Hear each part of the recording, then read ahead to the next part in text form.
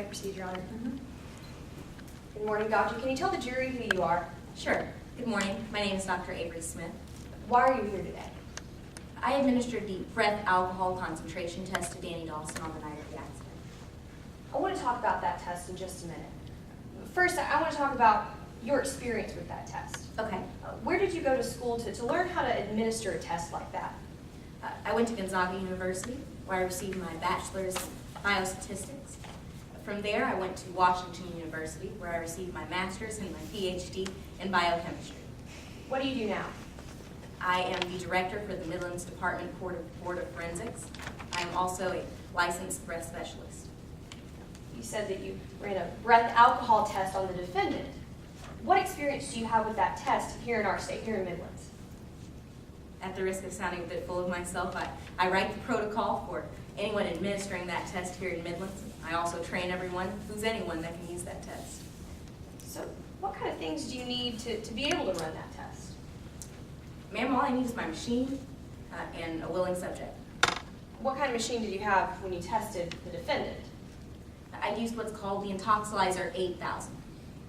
Did you have those breath samples? I did. I obtained 2 breath samples from Ms. Dawson. Now, how do you test those breath samples with your Intoxilizer 8000? All someone has to do when I'm obtaining those breath samples is blow into the machine.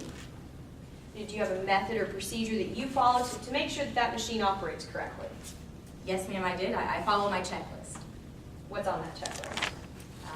It's basically things that I have to do, like observe someone, or making sure someone's observed for 15 minutes at least, making sure that my machine is running properly, and making sure that I get the right samples. Did you apply that method reliably in the defendant's case? I did. And were you able to reach a conclusion to a reasonable degree of scientific and medical certainty? I am. All right, let's talk about that test. Why would you have to perform a test like that on someone like the defendant? I perform breath alcohol concentration tests with the Intoxilizer 8000 on people who have been suspected of drunk driving. Officers bring subjects in after they failed field sobriety tests, and my test gives those officers concrete proof as to whether or not someone has been driving under the influence of alcohol. Was that the case with the defendant? Yes, the arresting officer, Officer Foster, brought Ms. Dawson into the station after she failed 3 field sobriety tests. What did you do when the arresting officer brought the defendant to your office? Standard protocol, ma'am. First thing I do is I sit the subject down in a room with the officer and I speak with that officer, ask him a few questions about what happened, what's going on, what they need me to do. And then after that, I see if that pre-observational period has been followed. And then I sit down with the subject myself, and then I run my test. Did you do that in the defendant's case? I did. No. You said you need 2 breath samples. Did you get those breath samples? I did. Why do you need 2? Well, I'd like to make sure that those breath samples are both in range of each other. So I make sure that there aren't any errors in my machine or any errors in the breath sample, and I avoid all external factors to make sure that my test is accurate, and so are the results. So, Dr. Smith, what was the defendant's blood alcohol concentration? Ms. Dawson's blood alcohol concentration when I administered my test was 0.19. Objection. Hearsay. May I be heard? The machine itself gives a reading, as this witness has just testified to, and in this case, as she mentioned, that reading was 0.19. Now, that reading is a message that this machine has authored. That is an out-of-court statement being used to prove the truth of the matter asserted. Therefore, that is hearsay and inadmissible. Your Honor, as the court knows, hearsay under Rule 801 is a statement made by a declarant. Under Rule 801, a declarant is defined as a person. So therefore, this does not qualify as a hearsay statement, as the machine that administered this result is not a person. Furthermore, Your Honor, if you do find that this is hearsay, under Rule 703, an expert witness is allowed to rely on hearsay to come to her conclusions, so long as that information is not substantially more prejudicial than probative. The defendant's blood alcohol concentration is not substantially more prejudicial than probative in this case. Overruled. Your Honor, at that point, I would amend my objection to an improper opinion, simply on the ground that 3 prongs must be met, that of sufficient facts and data. That prong has been met, as well as education, training, and experience. Again, the defense has no qualms with this.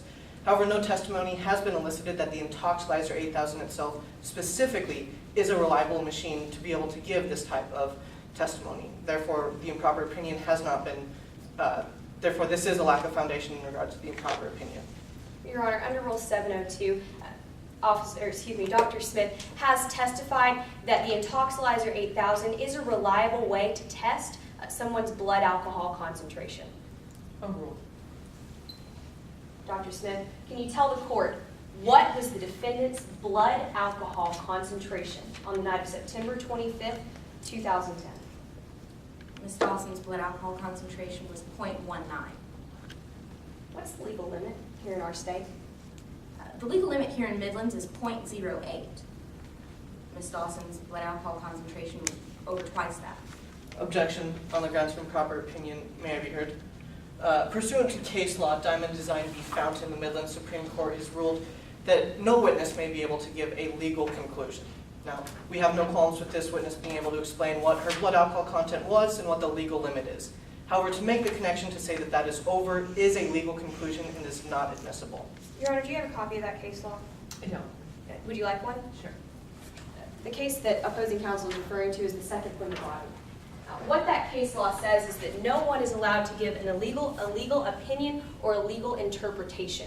Now, because that is the sole providence of the fact finder, the jury. This witness is not giving an opinion about something that the jury is going to have to decide on today. She's not giving a legal opinion, she's giving a medical opinion based on her experience with the Intoxilizer 8000 and blood alcohol concentration testing. Overruled.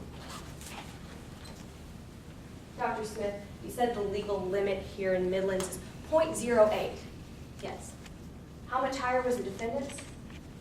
over twice that legal limit. Pass the witness, Your Honor.